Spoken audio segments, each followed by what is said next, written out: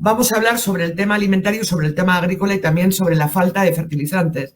Esto de decir que la crisis alimentaria o que los reclamos de la agricultura familiar o de los grandes agricultores sobre el gran peligro en el que estamos por la falta de tanto semillas por un lado y por otro lado por la falta de fertilizantes, que es realmente grave. Hoy se ha aprobado una norma importante sobre el tema de fertilizantes. ¿Por qué nos tiene que preocupar? ¿Por qué realmente estamos en problemas? Señor Fernando. Sí, bueno, a ver, lo que pasa es que hay varias crisis superpuestas, ¿no? Hay unas crisis más estructurales que han motivado que ya el año pasado las Naciones Unidas convocaron a una cumbre global para discutir el tema de los sistemas alimentarios, porque no están funcionando bien. Antes de la crisis actual, habían ya más de 850 millones de personas en el mundo que sufrían hambre y que además del problema de la falta de alimentación y de la desnutrición, tenemos el problema de la sobrepeso y obesidad, que está creciendo de manera tremenda en todos los países, incluyendo el nuestro, y que es una expresión de la malnutrición. O sea, uno engorda porque está malnutrido, ¿no? Bueno, eso por un lado. Una segunda, crisis, así llamaría yo, es que los principales proveedores de alimentos en el Perú, que es la pequeña agricultura, no han sido motivo de programas de estímulo desde nunca, en realidad. Ya. ¿No? En los últimos 30 años, las políticas agrarias en el Perú han estado orientadas sobre todo a fomentar lo que son las exportaciones, que, cuyo liderazgo lo tienen sobre todo grandes empresas exportadoras, y que han recibido muchos apoyos financieros y de otro tipo del gobierno, ¿no? Y no han merecido la misma atención la población que nos mantiene realmente, que son estos pequeños agricultores, lo que ya ahora se llama agricultura familiar, y que son más o menos el 97% de todos los productores del país. O sea, lo que nos llega a la mesa, a nosotros lo que compramos en el supermercado, viene fundamentalmente de esta agricultura familiar, de esta llamada agricultura familiar. Es la principal fuente de la alimentación agrícola y sin embargo, la producción de alimentos agrícolas, y sin embargo no. Los programas que ha tenido el Ministerio de Agricultura siempre son programas esporádicos, no continuados, sobre, territorios muy, muy limitados, ¿no es cierto? Entonces, ahí hay un déficit y claro, entonces cuando ya llega esta coyuntura que motiva esta entrevista, ya estamos en mal pie encima cuando ha habido todo el problema de la pandemia, ¿no? Pandemia que ha mostrado una cosa interesante, ha mostrado que estos que proveen de alimentos a buena parte de los ciudadanos, esta pequeña agricultura ha tenido una gran capacidad de resiliencia en estos 2 años de crisis por la pandemia, ¿no? Pero en parte a costa de su propia descapitalización, porque a falta de financiamiento y con una serie de obstáculos han tenido que comenzar a vender parte de sus activos, utilizar parte de las semillas como alimento para ellos mismos, etcétera, ¿no? Entonces, esta subida de precios que ya data desde mediados del año pasado, tanto de los fertilizantes, del petróleo, como de los granos y otros alimentos, nos agarra en muy mal momento, al mundo y a nosotros en particular. Y peor aún con un Estado con unos tremendos problemas de gestión y un Ministerio de Agricultura que es uno de los ministerios que más ha sufrido los desatinos del actual gobierno, ¿no? Dígame, este decreto que se ha firmado hoy, este decreto de urgencia que dicta medidas extraordinarias para facilitar y garantizar el abastecimiento de fertilizante nitrogenado, urea, ¿cree que va a servir de algo? ¿Va a ayudarnos realmente? Bueno, claro, a eso vamos, ¿no? Buena parte de la producción de alimentos en el Perú que va a los mercados, ¿no? Utiliza fertilizantes químicos y dentro de ellos, básicamente la urea, es el principal fertilizante Y el Perú no produce urea. Entonces importamos la totalidad de la urea y una parte sustancial de esa urea importada venía de Rusia. Bueno, pero Rusia además abastece a otros muchos países también de urea, ¿no? Y entonces se ha extendido este problema de acceso a la urea y de aumento de precios del fertilizante a otros muchos países. Este decreto que ha sido aprobado hoy de urgencia por el Estado, ¿qué tan factible lo ve, qué tan práctico lo ve y qué tan útil va a ser en un momento así?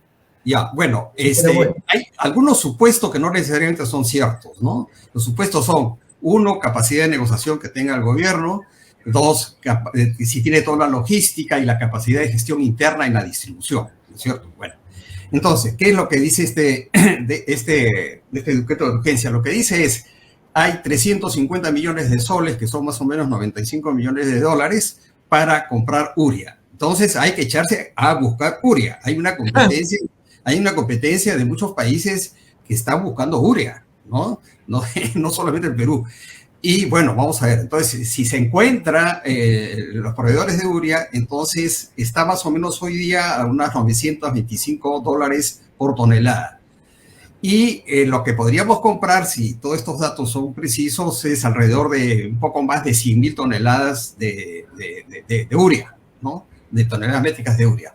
Esto alcanza para aproximadamente 2 millones de sacos. ¿Por qué digo sacos?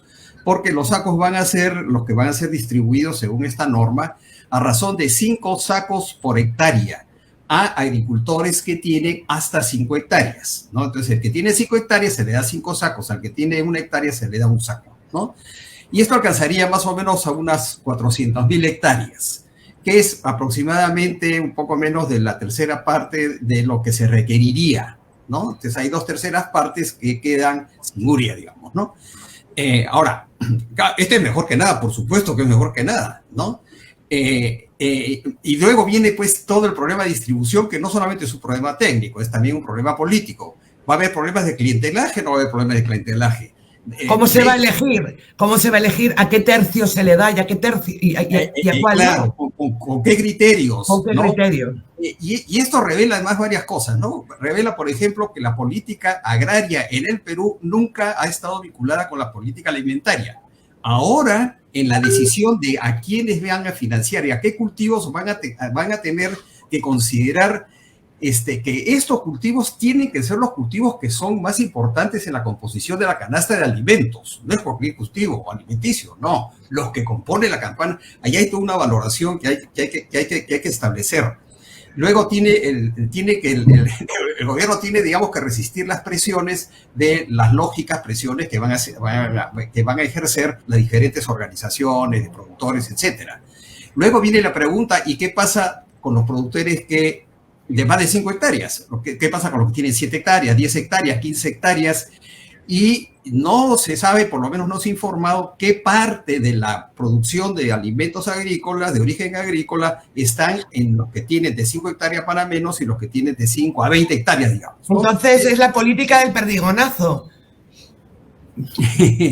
¿No? Un poco. Bueno, y entonces esto es asunto de los criterios, vamos a ver, porque tengo entendido que en los próximos 15 días se van a afinar estos criterios, ¿no? Porque como no alcanza para todos, efectivamente hay que afinar todos estos criterios, ¿no? Ahora, esta crisis va a continuar y hay prácticamente un consenso de las organizaciones intergubernamentales, la FAO, Banco Mundial, que están súper preocupadas. Esto va a continuar el próximo año, ¿no es cierto? Porque esto se acompaña de una serie de otras cosas. Es decir, el principal productor de trigo del mundo es la China y es el principal consumidor. Entonces, está la China en un problema en zonas productoras de trigo hace 4 décadas que no tenía las sequías que tiene ahora. Y por lo tanto es probable que la China fuerce más aún el mercado internacional del trigo teniendo que importar para su propio consumo, lo cual va a empujar más los precios. La India, que es el segundo productor del mundo, está con unas olas de calor que digamos que obedecen al cambio climático tremendas que también va a afectar la producción de trigo. Hay un alto porcentaje de cereales, o sea, hay cosas que se podrían hacer, pero que no se van a hacer porque hay demasiadas presiones de otros lados. Más del 15% de todos los granos del mundo va a alimentar el ganado, ¿no? Y eso debería pues cambiar porque la transformación de granos en términos nutricionales, grano, ganado, carne, hombre, se pierde una cantidad de nutrientes tremendos en eso. Lo lógico sería el consumo directo, no a través de la carne, ¿no? Entonces, esto le plantea al Perú, además, temas mucho más estratégicos. Uno es que tiene que, en adelante, va a tener que conectarse las políticas agrarias a las políticas alimentarias. Es decir, fomentar la producción de alimentos, cosa que no ha hecho el gobierno nunca, ¿no es cierto? Salvo excepciones, que en fin, ya no sería tarde, digamos, hablar sobre eso, ¿no?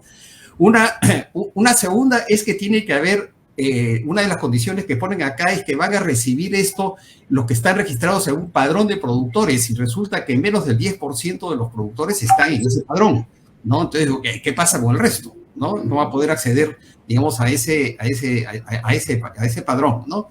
Lo tercero es que el Perú es tremendamente dependiente, no se había tomado conciencia, creo, de eso, de la importación no solamente de fertilizantes, sino de casi la totalidad del trigo que consumimos nosotros, que es uno de los principales granos que se consumen acá, todo el pan que encontramos nosotros, todos los fideos que encontramos nosotros, todas las galletas que podemos encontrar, toda la harina es con trigo importado. La gran parte de la industria avícola, que es la principal fuente de proteínas animales en el Perú, más que el pescado, depende un 75% de importaciones del maíz amarillo duro. Gran parte de las oleaginosas, de los aceites vegetales, depende de las importaciones, ¿no? Parte de los lácteos depende de las importaciones. Entonces estamos realmente, digamos, en una situación muy delicada, y va a tener que repensarse cuál es el grado de autonomía y independencia en el futuro que tiene que tener la agricultura peruana, porque estos problemas pueden ser reiterados en el futuro.